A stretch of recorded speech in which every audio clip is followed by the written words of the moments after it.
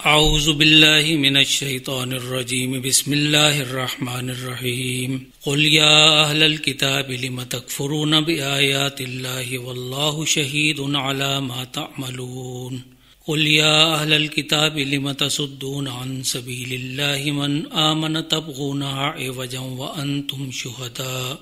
وما اللہ بغافل عما تعملون یا ایہا الذین آمنوا ان تطیعوا فریقا من الذین اوتوا الکتاب یردوکم بعد ایمانکم کافرین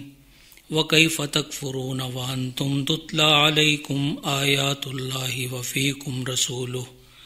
ومن یعتصم باللہ فقد ہدی الی صراط مستقیم صدق اللہ العظیم۔ آپ صلی اللہ علیہ وسلم ان اہل کتاب سے کہیے کہ تم اللہ کی آیات کا انکار کیوں کرتے ہو، حالانکہ جو کچھ تم کرتے ہو اللہ سب کچھ دیکھ رہا ہے۔ کہو اے اہل کتاب، جو شخص ایمان لاتا ہے تم اسے اللہ کی راہ سے کیوں روکتے ہو اور چاہتے ہو کہ وہ ٹیڑھی راہ چلے، حالانکہ تم خود اس کے راہ راست ہونے کے گواہ ہو، اور جو حرکتیں تم کر رہے ہو اللہ ان سے بے خبر نہیں ہے۔ اے ایمان والو، اگر تم اہل کتاب کے ایک گروہ کی بات مان لو گے تو یہ تمہارے ایمان لانے کے بعد تمہیں کافر بنا کے چھوڑیں گے، اور تم کفر کر بھی کیسے سکتے ہو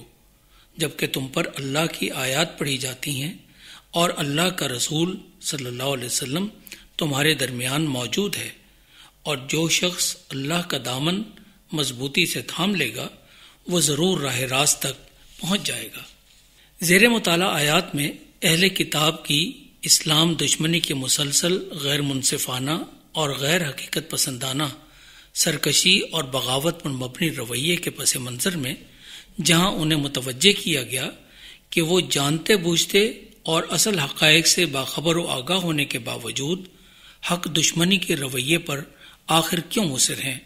تو دوسری جانب اہل ایمان کو بھی ان کی فتنہ پردازیوں سے محتاط رہنے کی طرف رہنمائی دی گئی۔ قل یا اہل الکتاب لم تکفرون بآیات اللہ، اے اہل کتاب یہود و نصارہ، اگر تم خود کو اہل کتاب گردانتے ہو، انبیاء بالخصوص ابراہیم علیہ السلام، موسیٰ اور عیسیٰ علیہ السلام کی امت میں سے ہونے اور ان کے دین و شریعت کا علمبردار ہونے کا دعویٰ کرتے اور اس کو وجہ افتخار اور اعزاز سمجھتے ہو، تو اللہ کی ان نشانیوں قرآنی آیات و احکامات کا کفر و انکار کیوں کرتے ہو جن کی حقانیت و صداقت کے تم اپنی نجی محفلوں اور تنہائیوں میں من جانب اللہ ہونے اور اپنے انبیاء و رسول کی تعلیمات کے تسلسل کا اعتراف کرتے ہو؟ حق جان کر بھی منافقت اور دوہرے کردار کا یہ باغیانہ اور متعصبانہ رویہ آخر کیوں اپناتے ہو؟ تمہارے اس انکار، بغاوت اور سرکشی کا محرک و سبب خواہ کچھ بھی ہو، واللہ شہید علی ما تعملون، تمہارے اس مسلسل کردار کو اللہ بخوبی دیکھ رہا، محفوظ کر رہا اور فیصلے کے دن تک اس کی سزا اور عذاب مؤخر کر رہا ہے۔ بندگان خدا کے لیے رہنمائی یہ ہے کہ حق اور اللہ کی آیات کو اپنے مخصوص مفادات، متعصبانہ نظریات اور آباء و اجداد کی رسوم و تعلیمات کی چھلنی اور معیار کے تحت نہ جانچیں، بلکہ صرف اسی ایک نقطہ کو معیار بنائیں کہ یہ اللہ بزرگ و برتر کے نازل کردہ احکامات ہیں اور انبیاء سابق کی تعلیمات و احکامات ہی کا تسلسل ہیں۔ اللہ کی اس کائنات میں موجود بے شمار دلائل و شواہد ان کی حقانیت کے گواہ ہیں، لہذا انہی کو معیار حق مانتے ہوئے قبول و تسلیم کریں اور اطاعت و بندگی رب کا راستہ اپنائیں۔ اور دوسری بات یہ کہ اگر تم نے اسلام دشمنی کا راستہ جانتے بوجھتے چن کر اپنی دنیا اور عقبہ کی بربادی کا سامان کر ہی لیا ہے تو چلو تمہاری مرضی، تمہارا اختیار اور تمہاری بدبختی اور بدنصیبی، مگر یہ کیا کہ تم دوسرے اہل ایمان کو بھی بدبختی کی اس ظلمت اور دلدل میں غرق کرنا چاہتے ہو۔ لم تصدون عن سبیل اللہ من آمن تبغونها عوجا، تم اپنے اعتراضات، شکوک و شبہات کے سوالات، حرام و حلال کے مسئلے اور دیگر موضوعات پر مخلص مومنین کے ذہن کیوں مسموم بنانے میں لگے ہوئے ہو؟ جو لوگ حق کو حق جان کر تسلیم و قبول کر کے بندگی رب اور اطاعت رسول صلی اللہ علیہ وسلم کا راستہ اپنانے پر یکسو ہیں، انہیں کیوں ذہنی اور عملی شک و شبہ کا شکار کر کے راہ خدا سے بھٹکا رہے ہو؟ وَأَنْتُمْ شُهَدَاء، حالانکہ حقیقت حال راہ مستقیم اور اللہ و رسول صلی اللہ علیہ وسلم کی تعلیمات کی سچائی اور اپنے جرم کی نوعیت اور اس کی سخت سزا اور انجام کو خوب اچھی طرح جانتے ہو۔ ہر دو پہلو کو جانتے بوجھتے نظر انداز کرنا بھی بدترین جہالت، حماقت اور بغاوت کے سوا کچھ نہیں۔ تمہیں یہ بھی خبر ہے کہ یہ وہی پیغمبر آخر الزمان صلی اللہ علیہ وسلم ہیں جن کا ذکر تمہاری کتابوں میں موجود ہے، جن کی آمد کی بشارتوں کی تکمیل کے تم منتظر رہے اور اس کی بعثت کی تم دعائیں مانگتے رہے۔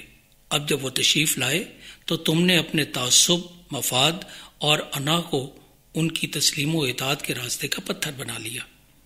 آیات زیر مطالعہ کی روشنی میں بندگان خدا کے لیے رہنمائی یہ ہے کہ حق کو جانتے بوجھتے قبول نہ کرنا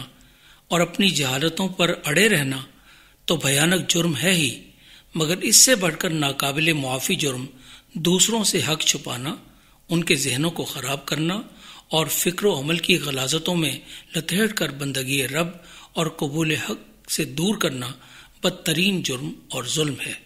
اللہ رب العزت خود ان دونوں رویوں کا گواہ ہے اور بغاوت اور ظلم کے یہ دونوں رویے اس کی نظروں سے اوجھل نہیں۔ اس کا مطلب یہ ہے کہ وہ ان کی خوب سزا دے کر رہے گا۔ اہل ایمان کو جو صدق کے دل سے اللہ و رسول اور ان کے احکامات و تعلیمات کو قبول و اختیار کر لیں اور بندگی رب کی شاہراہ مستقیم پر خود کو، اپنی فکر، نظریہ، عقیدہ اور عمل کو گامزن کر لیں، ان کے لیے الہی ہدایت و حکم ہے کہ زندگی کے کسی بھی معاملے میں اہل کتاب، بالخصوص اس سرکش و باغی گروہ جو اہل ایمان کے عقیدہ و عمل کا دشمن بنا رہتا ہے، ہرگز اتباع نہ کریں، نہ ان کے فکر و عمل سے متاثر ہوں، نہ کسی سازش اور گمراہی اور تشکیک کے رویے کا شکار ہو کر فساد فکر و عمل کو اختیار کریں۔ ان کی تو شدید خواہش اللہ کے مخلص بندوں اور اہل ایمان کو کسی نہ کسی طور جہالت و حماقت کے راستوں پر دھکیلنا ہوتا ہے، لہذا وہ ان کی ایسی کسی بھی کوشش سے محتاط اور آگاہ رہیں اور اس سے بچاؤ کے لیے اللہ و رسول صلی اللہ علیہ وسلم کی تعلیمات، احکامات اور ہدایات کو حرز جاں بنائے رکھیں۔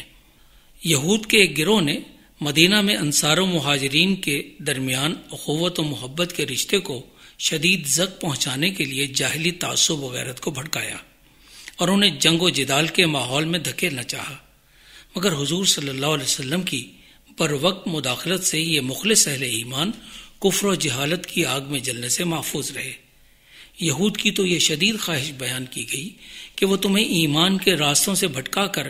ارتداد اور کفر کی دلدل و ظلمت میں دھکیلنا چاہتے ہیں۔ دور جدید میں تو ان کے حربے، کوششیں، ترغیبات اور انداز سب بہت مؤثر اور بلیغ اور پرکشش ہیں۔ ایسے میں اہل ایمان پر لازم ہے کہ وہ خدا و رسول کی تعلیمات و احکامات کو مضبوطی سے تھامے رکھیں۔ وَمَن يَعْتَصِم بِاللَّهِ، جو اللہ کو مضبوطی سے تھام لے گا، فقد ہدی الی صراط مستقیم، وہی سیدھے راستے کا شعور اور اس پر استقامت حاصل کر پائے گا اور نجات کی منزل سے ہمکنار ہوگا۔ This program is the sole property of Central Productions, Pakistan Broadcasting Corporation, Islamabad. Piracy in this regard is illegal.